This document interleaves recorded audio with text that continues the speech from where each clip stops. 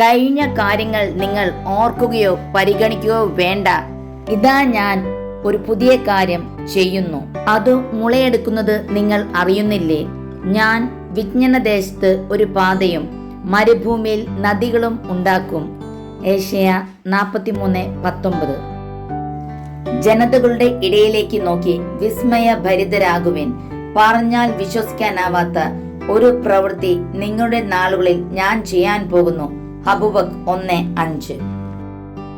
ഇനിയുള്ള നിങ്ങളുടെ നാളുകൾ അനുഗ്രഹിക്കപ്പെടാൻ പോകുന്നു. ഇനി എന്ത് എന്ന ചോദ്യവുമായി നിൽക്കുന്ന എല്ലാവരോടും ദൈവത്തിന്റെ വചനമാണിത്.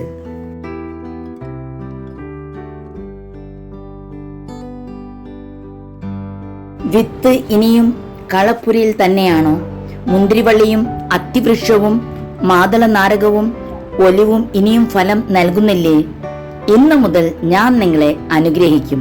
ഹാഗായി 2:19. ഇന്നു മുതൽ ഞാൻ നിങ്ങളെ അനുഗ്രഹിക്കും. ഹാഗായി 2:19.